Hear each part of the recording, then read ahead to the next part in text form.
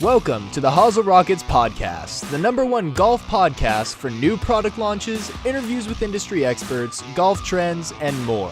Here are your hosts, Jen, Ken, and Bill. Hi, I'm Jen. I'm Ken. There's no Bill. Where's Bill? We had some technical difficulties with this week's episode of Hosel Rockets.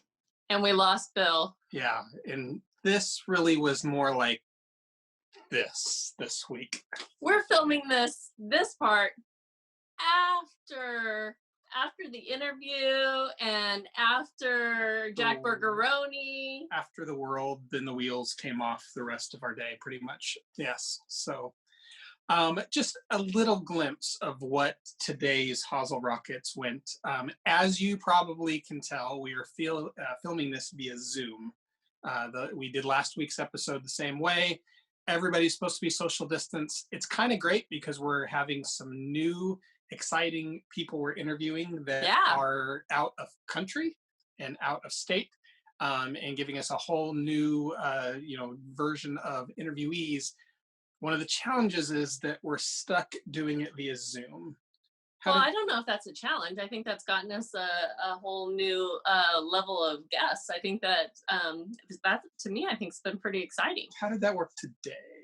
Well, for me, it worked great. How'd it work for you, Ken? How'd it work for Bill, who's still not even around? If Zoom means that Zoom goes out in the city of Sacramento in totality, and you have to get in your car and try to Zoom 5 minutes before the interview starts to another city to find out that it still doesn't work in that city, then that company is appropriately named. Well, I think it's inappropriately named, or you didn't Zoom fast enough. Clearly that is the case. Because you didn't make it to the interview. I did not, but I heard you did a lovely job interviewing our guest. Or our guest was a lovely interviewee. That's possible too. Should I introduce them? Yes, let's introduce our guest today. And why don't you do that, since that'll be pretty much your contribution to the interview. I did better than Bill, however. Yes, that's true. All right, so this week's guest on Hosel Rockets is Ryan Barath, and he is part of the digital content creation team for GolfWRX.com. So if you've never been on the internet before, you probably aren't aware of GolfWRX. We have been on the internet, and it is the largest golf forum in the entire world. It's super cool if you've never been on it. And Ryan hosts On Spec podcast for them, just like our podcast here on GolfWRX Radio Network. And theirs is a little bit better than ours. Theirs is a little deeper. On their podcast, they discuss everything on golf. Ryan's podcast. Exactly. So they talk about gear, technology, fitting, course architecture, you name it. Ours is a little bit more geared towards equipment usually. So Ryan's kind of a fun departure for us to interview this week. So he's a master club builder. I talked at length about club build. Yeah, he has 18 years experience fitting golfers of all skill levels, including some PGA Tour players. You can find Ryan on Twitter, Instagram, where he's always willing to chat golf, and obviously in the GolfWRX forum. So without further ado, we're going to talk, or at least you're going to talk to Ryan Barath with GolfWRX. All right. Thanks. Ryan, thank you so much for joining us here today. I'm so appreciative of you. GolfWRX is such a massive forum and just a news organization. And I was hoping, one, that you could start by just telling a lot of our viewers that might not be familiar with the site, what it is exactly. Yeah, so GolfWRX started off as a very much as a forum. So just for people to share information and create a space. Our founder, Richard, had been to other ones on the internet around and had been a member for other ones for for quite a while. And then what happened was it felt that he wanted something that was very open and free about sharing information. And that's kind of the ethos of where it came from. And then from there, it really has grown almost exponentially over the last I guess, what is it, closing in on, I want to say 13 or 14 years now. And I mean, I was a member just as a teenager who was looking for golf club information. I mean, I'm part of the site now, but I think I remember I was always really excited. I was like probably one of the first 5,000 members, and we have a lot more than that now, just because I was always deeply involved in the site. And from there is where I got a lot of my information from, because I just, you ask questions and people just kind of share it. And that's kind of the idea of any forum, but it is divided into multiple sections. So we have club building. I like to do a lot of that. Our focus as well, and this is where another part of it came from, was tour pictures. Used to be involved with, everyone's always interested in like what happened, like what's in the bag. A lot of people are very familiar that GolfWRX kind of started the whole what's in the bag idea. And with that, we had a tour photographer. And at one point I remember, again, as someone who was just a member of the site going back a long time now, when the Canadian Open came to town, because I am Canadian here. I'm just kind of outside of Toronto. That's kind of my reference point for a lot of people. And when the Canadian Open came to town, I volunteered. They paid me for my services that week. I got a press pass, which was always really cool.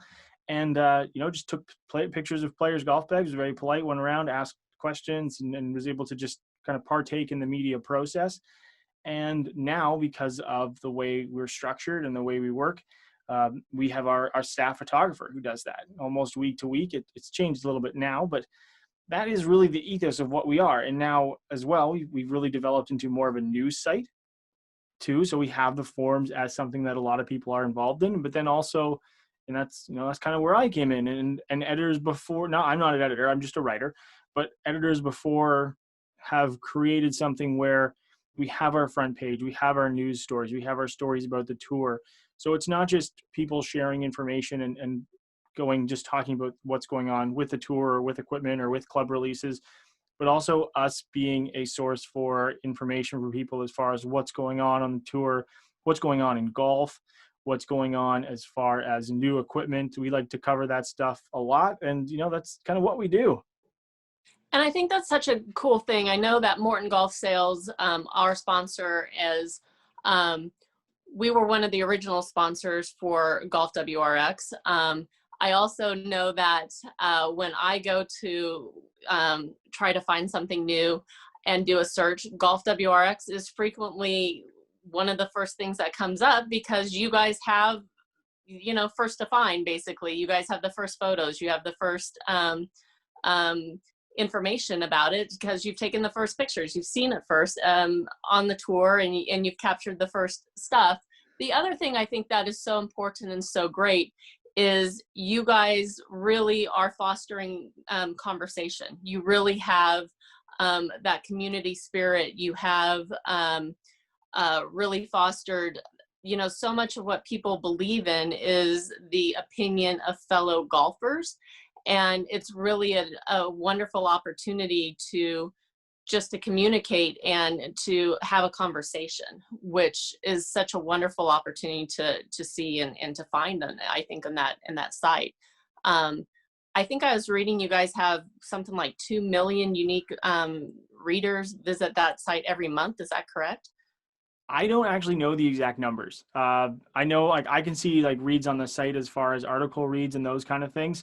As far as the exact numbers, I know we are very busy. I'm not sure of the exact numbers on it, but it is one of those things where we're very proud of the readership that we have. And, our audience is an extremely educated golf audience. That's one of those things that I think is really important and really vital in the community that we have and that we've fostered, because it all comes down to being able to share information and share it with other people that are curious to really understand what goes on with someone else's golf game, right? It's easily relatable. And, it's a lot easier now when you think of even 10 years ago, access to launch monitors and access to equipment in general it's not to the point where it is now. And I mean, for myself, we see people all the time. They post, these are my TrackMan numbers. And someone will chime in and they'll say, have you done this? Have you tried this? And I think that is where technology has brought people even closer together, because of the equipment technology as far as analysis has allowed even fitters to work remotely. I mean, I answer a lot of questions on Instagram all the time, and people will send me numbers. Actually, I just, before I got on this call, someone's like, what do you think of my recent gapping session? And I think that's kind of funny. I think it's not funny, but it's like, to me, it's so cool, because before, someone would have to kind of guess all these things. And now with information that people can bring to the conversation, I can just that, everyone can say, oh, a driver's really hot off the face this year. Well, that's just it's not really a useful, it's an observation, but it's not a very useful observation. Now someone can go out and say, I've hit these two drivers and I'm seeing this difference in RPM spin. Well, that's a validation of what's going on with a certain product. And because we focus a lot on golf equipment, that's where we have this ability to really help back and forth other golfers, and other golfers do that on the site. It's not, I mean, we involve ourselves in the forums a lot, but it's other golfers helping other golfers is really what it's all about. Right. Absolutely. Now, talking through that even more, you are a master club builder with more than 17 years experience. How did you get started in club building? I mean, originally? That's a good question. If I want to go all the way back, well, we'll start in the way back time machine here. I was about 10, 11 years old. Being Canadian, played hockey in the wintertime. A lot of my friends were getting into golf. It was the year after Tiger Woods had won the Masters, so it would have been 97. So I would have been roughly 10. And, friends called up, hey, you want to go golfing? And I was like, turned off the phone, looked over to my dad. Do I have golf clubs? And he's like, yeah, we got something. So I went out, played, never went to a range, I don't remember ever going to a range before. I probably had those little plastic clubs as a kid and was like, this is fun. And I don't know if it was that year or the year after, but I did get a membership. And at some point my dad had showed me how to regrip golf clubs. He's always been someone who prefers to, do it himself. And the other part of it as well was the fact that this is the age before big box stores. And for us in Canada, it was Golf Town. Golf Town, I think, was probably mid to early 2000s when it started, when it really came out. Because I remember by that point, I was old enough to have a car, so I could go drive the hour to go to the big box store and see all the equipment that you could only ever see online, which is nowadays is common practice. But at the time, it was unheard of. So learned how to regrip golf clubs around 12. And then by the time I was 13 or 14, I was starting to understand that, you can actually change these things. I was a kid that pulled apart skateboards and bikes and everything that I was basically given the opportunity to pull apart. We had a lawnmower that died, and my dad gave me his ratchet set and said, go to town. And I strewed parts all over the driveway. And I didn't put it back together, but that's what happened. And so it was as soon as I realized you could do it with golf clubs, I was immediately hooked, because for someone who was a very terrible skateboard kid or rode a bike, kind of stunt bike, I'm doing air quotes here, I know this is audio.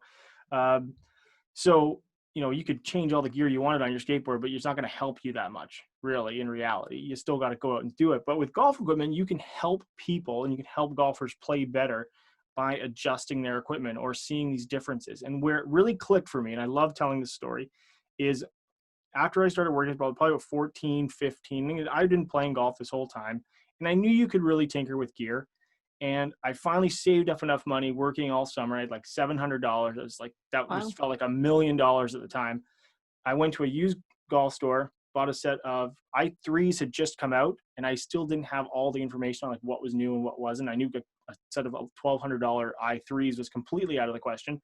So I was like, okay, well, if the i3s are the newest ones, i2s must be the last iteration. I didn't know there wasn't this information that was out there, which it wasn't. It was the Zing or Zing 2 or whatever it was. There's a lot of things in between there, but I bought a set of i2s. I've got a Big Bertha driver. I got all this stuff. And I went out and I played terrible. And I had hit it on the range, and I didn't really think that I was doing that bad. But as soon as I went to the golf course, I was all over the place. It was basically with the irons.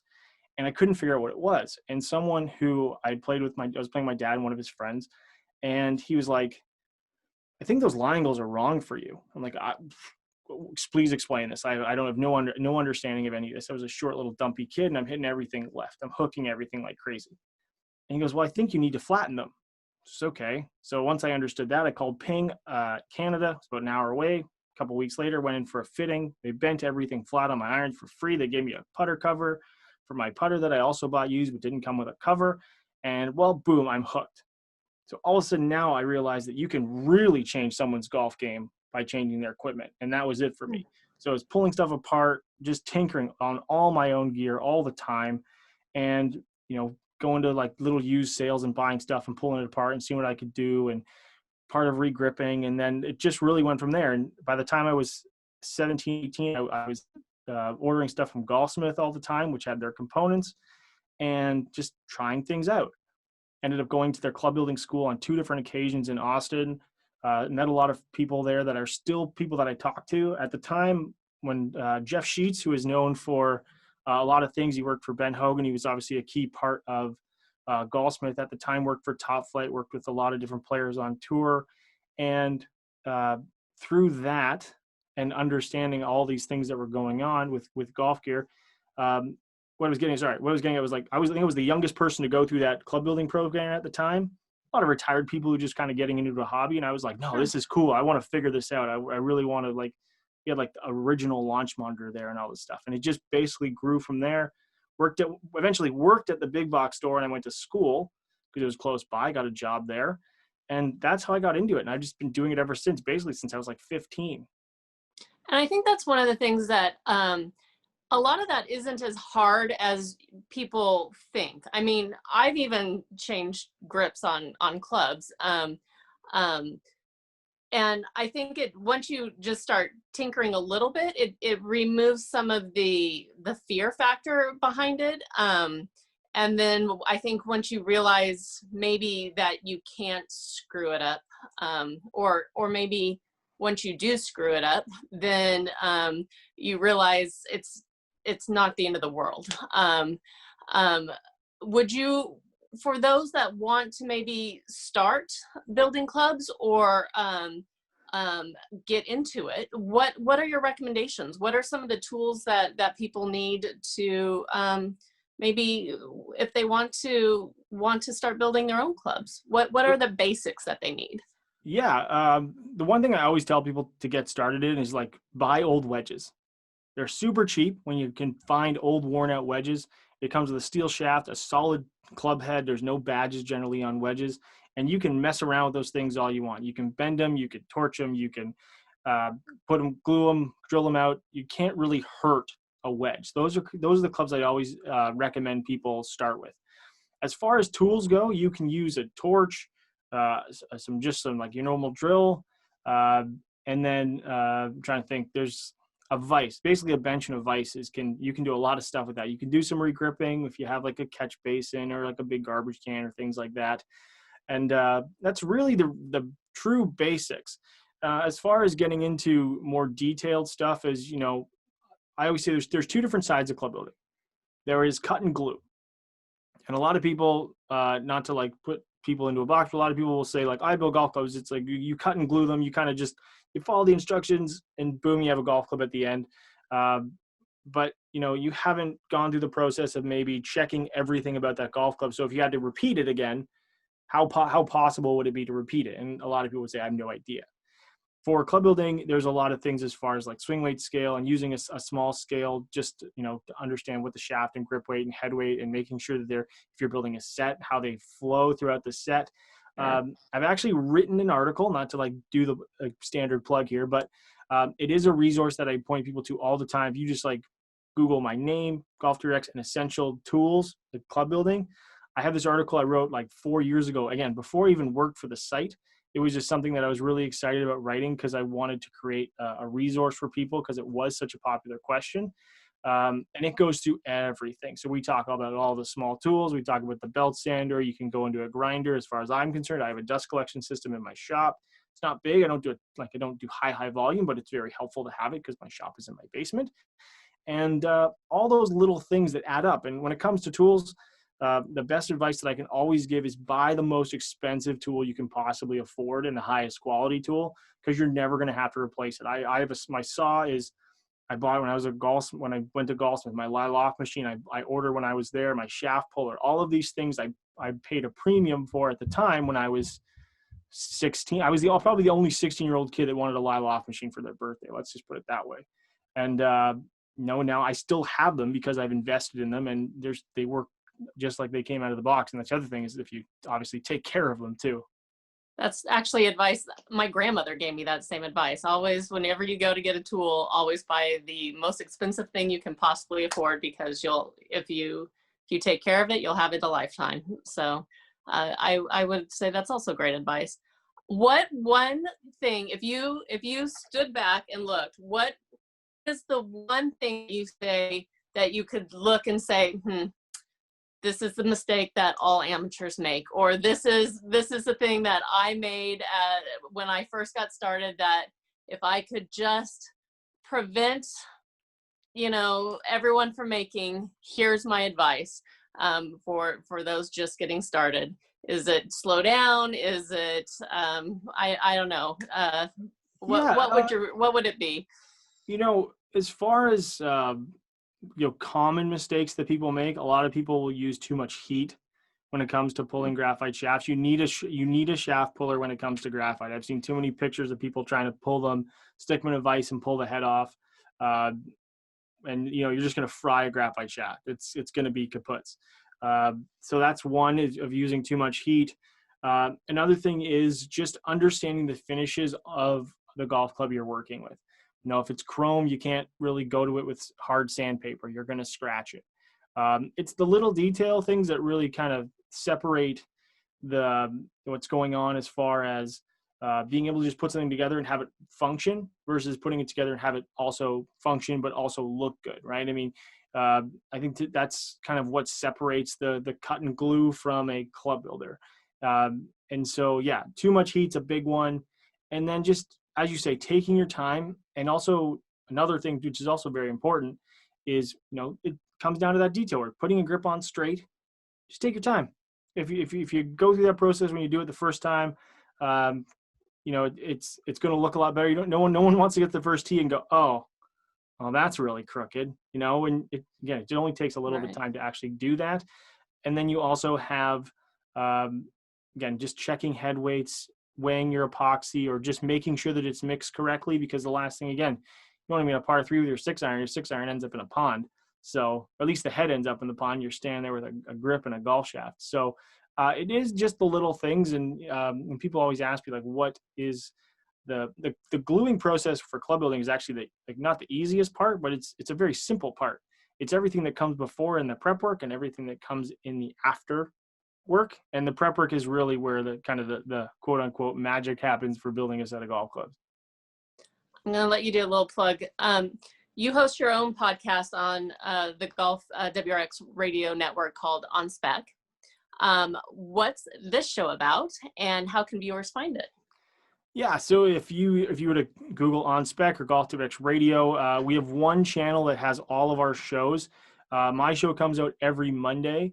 I kind of cover everything. I do question and answers on Instagram, so I'll do kind of ask me anything segments.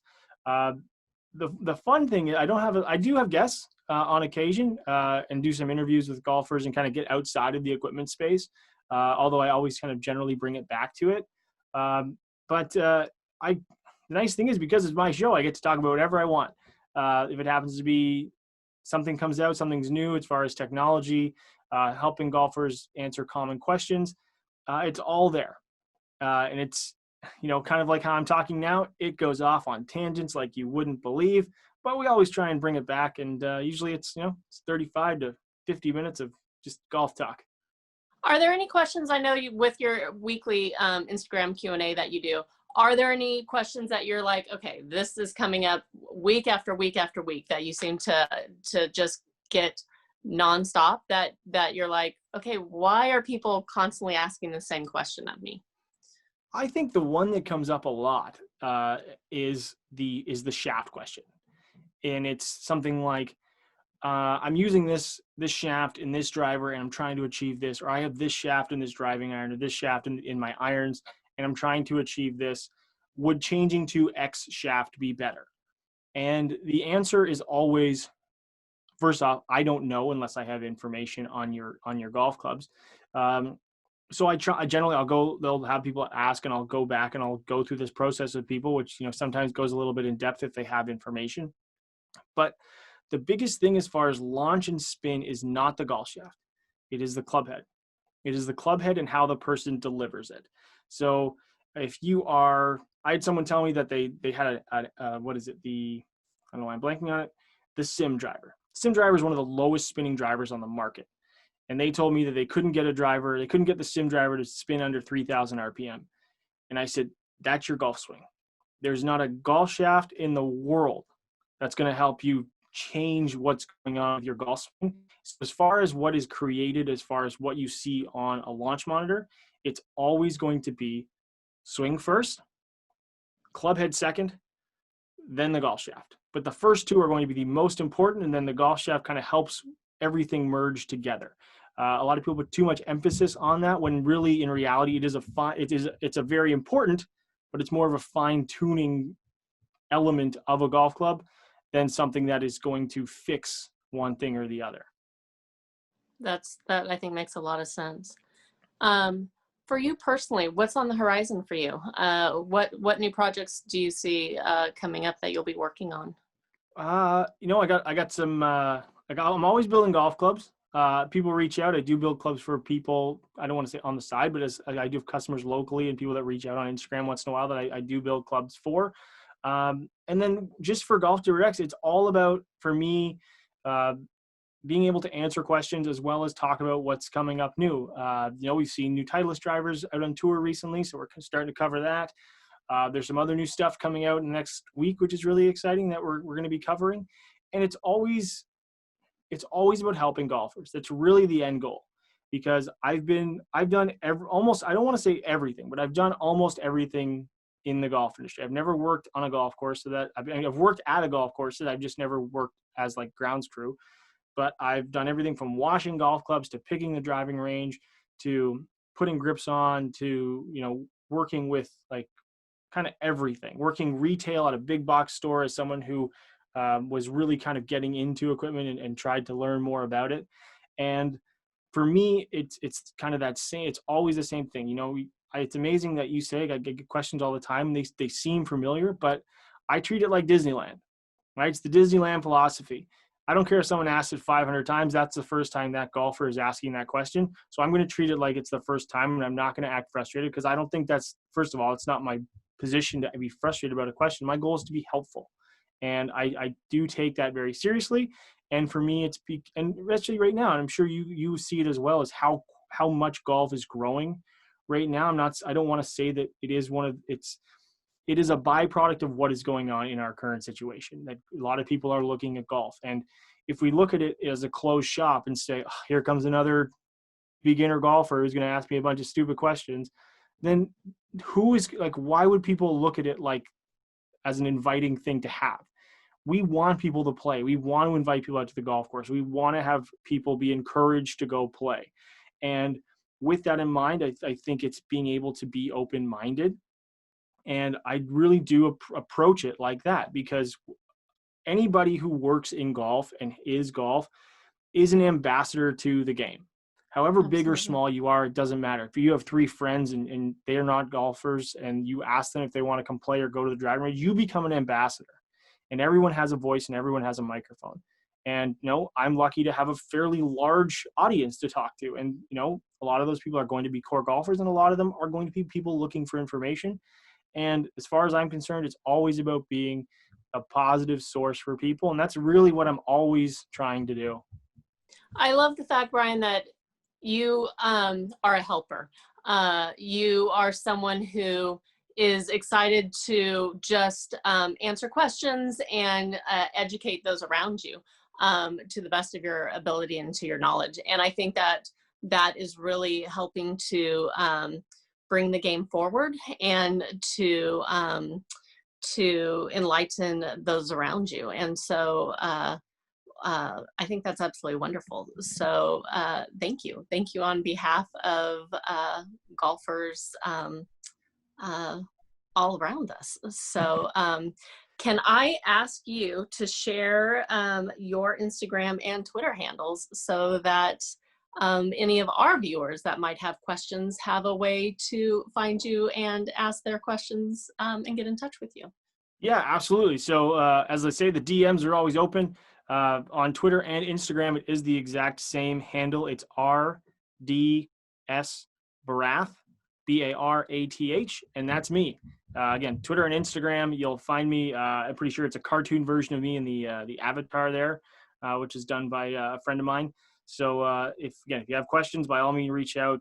Either if I do a question and answer period in the old Instagram story or anything like that, or even if you just have a question, by all means, ask it, because that's what I'm there for. And I think it's always very interesting when people ask, like, "Oh, I should actually answer my question." It's like, well, yeah, I encourage you to ask them. So that's what I'm there for, and that's the old tagline there: RDS Barath on Twitter and Instagram. Awesome.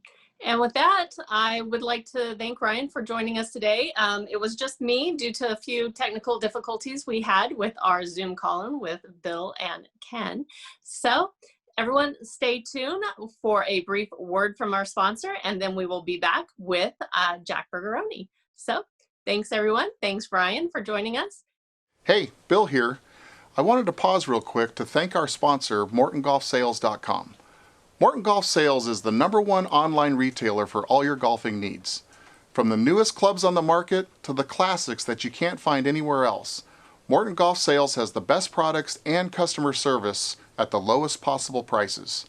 Want to check out their huge online inventory of clubs, clothing, golf balls, accessories, and save 12% on your first order? Just use coupon code ROCKETS at checkout on MortonGolfSales.com. Exclusions apply. See site for details. Now, back to the show. Mom's Beef Hash has a first name. It's from a Can We See. But we all have another name. We call it untasty.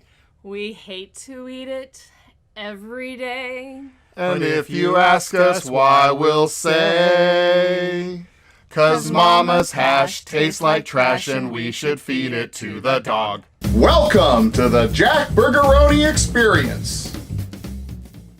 Hey y'all, what's going on? Clay and Jen here with another reaction video. Today we're going to be going over some old school Tiger Woods commercials, giving those a watch and seeing how things have changed. A, he looks older now, but B, the way that they did things was very different back then. So we found some good ones. The Golf's Not Hard collection, I guess is what they'd call it. Signature collection, sold on DVD. Just kidding. Not sure if it is, but they're old Nike commercials, right? Mm-hmm. Yep, for some shoes or something along those lines. So we're going to go ahead and dive on in and see what it looks like. Because last week's our little segment we did last week just went over gangbusters. Yeah, it got global news recognition. It was incredible. Global. That we actually filmed like 5 minutes ago because we're doing these all at once. It got such great feedback from both of us. But if you're seeing this, it got good enough feedback that we are continuing by posting more of these, right? Yeah, and it's fun for us to put together. I mean, we're stuck at home, so why not? What's better than watching old commercials? Watching some old commercials. Pretending we're working. This is work, I promise. This is work. Okay. All right, you ready to watch the first one? The hardest part of this is hitting play at the same time. Yeah, exactly. Okay. Ready? All right. Cool. 3, 2, 1. Golf's not hard with Tiger Woods and the Air Zoom TW. Golf's not hard. Tiger Woods. Golf is the slice.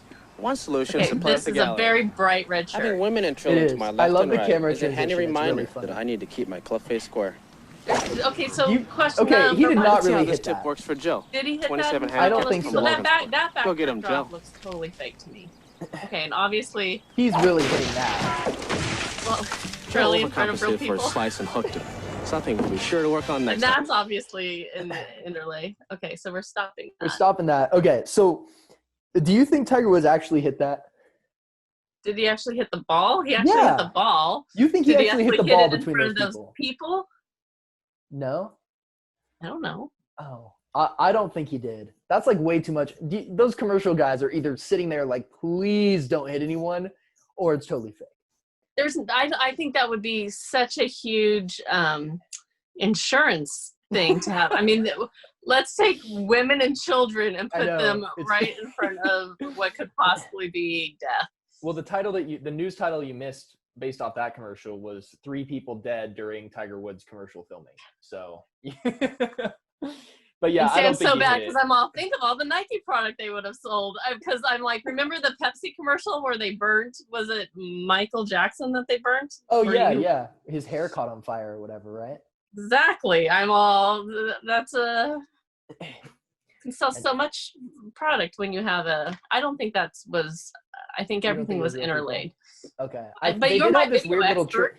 they had this weird little transition where it was like it like paused and faded because they obviously didn't have very good video equipment back then. So I think it was fake, but I don't know how they faked it. But yeah, that was pretty good. I like also how that guy Joel, the random Joel guy, was in the Like background. how you know where his Tiger- name. I'm really bad with names, so the fact that I remember this. But Tiger Woods just like pops out of the corner and he's like, Joel didn't do that so well. And Joel's in the back, he's just like trying to work on his swing, like just As after he gets smashing the sued heads for of all the- eternity by taking Yeah, out the head of exactly. a couple people. No big deal. So All wait, right. that was for shoes. Did you want to buy those shoes?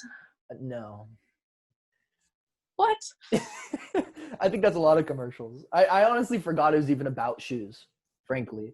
I just remember Joel.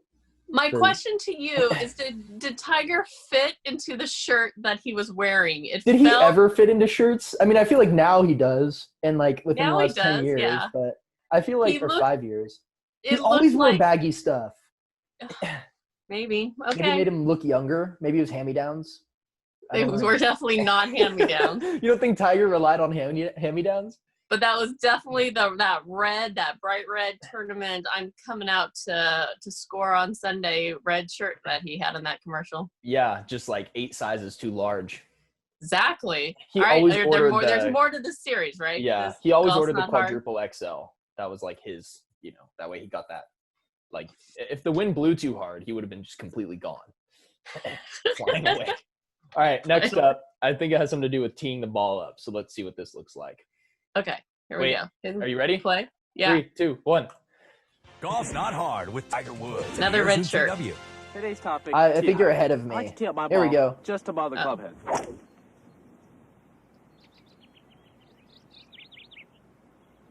Such a long time spent just watching the ball. I think that's the gag. I don't want to blow Okay, it. this is definitely the go. Oh, it's still going. That's the point. You'll find the tee Okay. height's a threat for you. Okay, pause. Okay, so do you think that one was real? That one was definitely real. That ball is still going. It just made it into the atmosphere, and it's just still. And it's just a satellite, right? Yeah. Going round and round and round. That one was pretty good. At first, I was confused, and then it made sense. So that's good.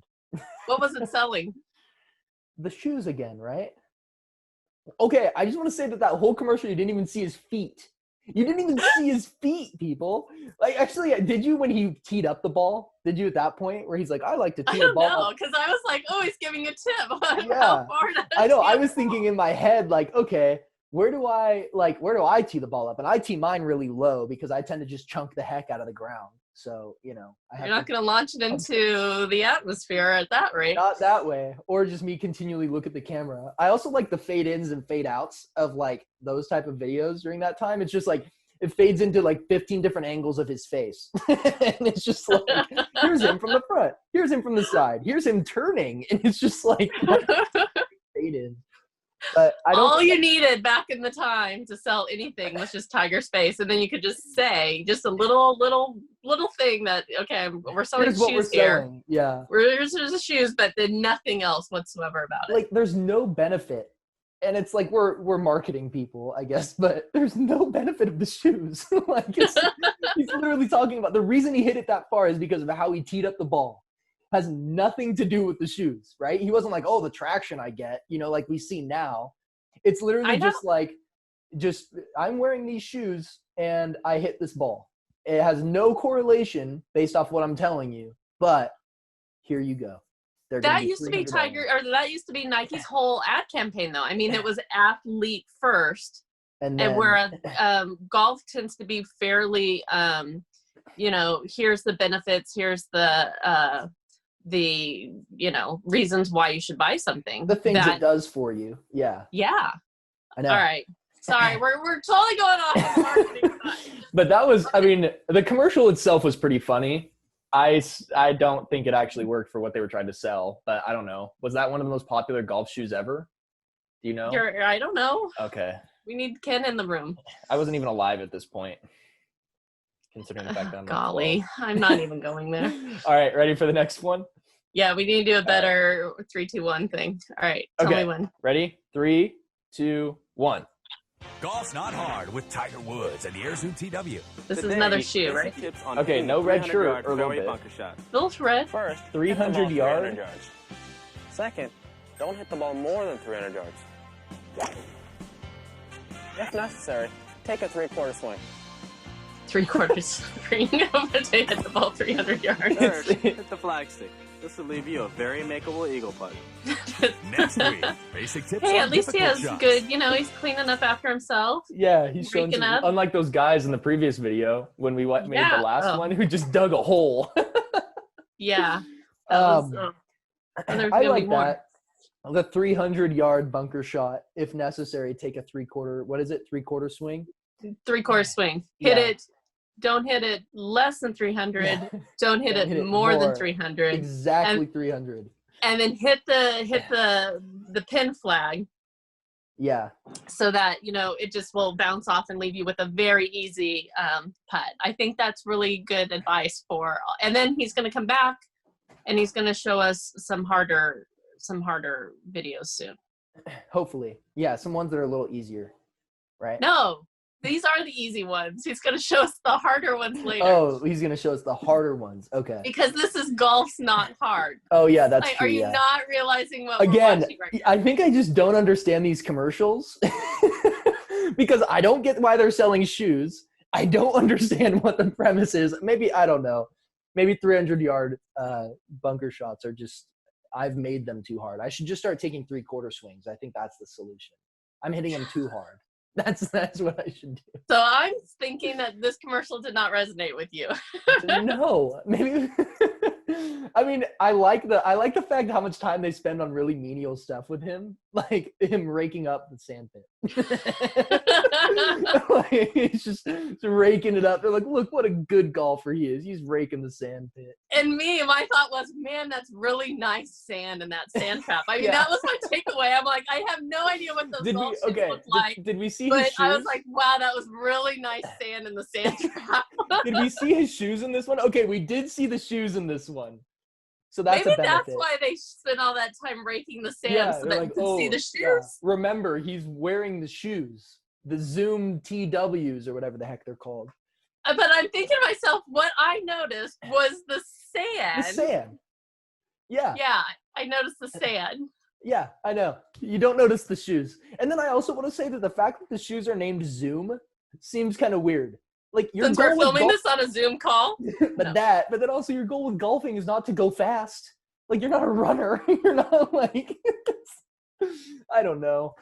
Anyway, let's see if we'll find one of these that sells me on these shoes, and I'll go on eBay. All right, and find golf's not hard. We're doing the fourth one, right? Next one. Yep. How many of them are there? I don't know. I think there's 2 more, maybe. Okay. Right. Ready? 3, 2, 1. Go. Go. And now, golf's not hard with Tiger Woods and the Air Zoom T range. Many people overcomplicate the golf swing. Today, he's not. He's moved. He's moved off into a different shirt. I see shoes. Second, bend your knees slightly, and finally, keep your left arm straight.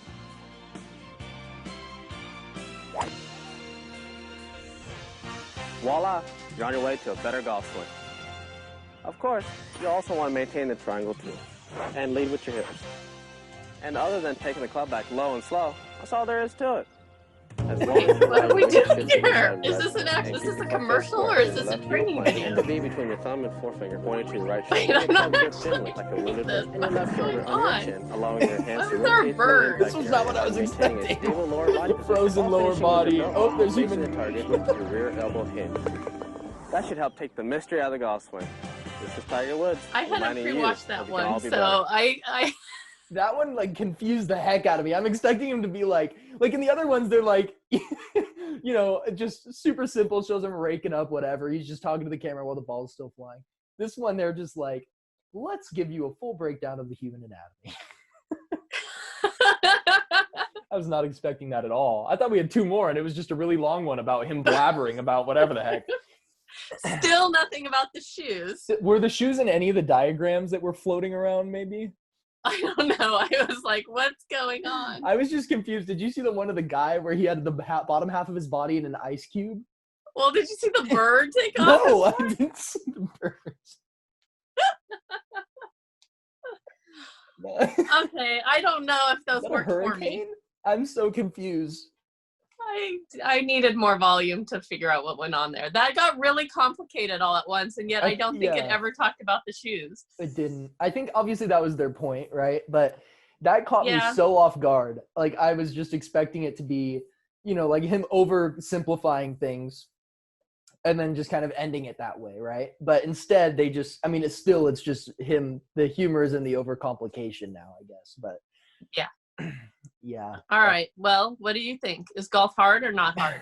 I think Nike has simplified it to the nth degree. Based off of these, I now know how to hit a ball into the atmosphere. I can hit 300-yard bunker shots, and I know the perfect golf swing with just a billion simple steps. And so I think that golf now is very easy for me, and I'm definitely going to do everything except for buy those shoes. Problem solved. Thanks, Tiger Woods. Yeah, thanks, Nike, for a bunch of random information. Perfect. All right. Well, we need to hear your guys' comments, so tell us what you think. Yeah, and is there anybody that's watching this that's bought those shoes because of these ads? I would be so curious to know. Yeah, and if you remember these commercials, I don't remember this particular commercial series. So you don't remember any of them? I don't remember those. You should ask Ken and see if he remembers. Ken will remember everything. My husband has the memory of an elephant. Yeah. Word by word. Yeah, overall, I thought they were good. Like, they were funny. I don't think they were very good at selling what they wanted them to, but what do you think? But did they need to because they had Tiger Woods during the heyday? I don't know. I think the real winner here was Tiger because he got paid like $18 million to make those. Tiger was the winner. Yeah. All right. Well, Should very we come good. back? Should we do more of these? I mean, I think we'll just have to ultimately, if people are screaming at us, asking us to stop making them, I think we'll stop making them. But otherwise, I think we'll make some more. Don't do that. Tell us how much you liked seeing these and how much they make you remember the old days. And actually, and if you have a series of videos you want us to do, post them in the comments, right? Yeah, that'd be awesome. We'd always love to hear some stuff. Or if they have commercials that they think would be really funny for the Morton Golf family to look at. I think we'll have to get some more people on here too. Maybe Ken can join one of these days or something. We can just see what his thoughts are when he mouths the words as he remembers them like it was yesterday. Exactly. All right. Cool. Thanks, Awesome. guys. Yeah, we'll thanks y'all for sticking with us. See y'all in the next video.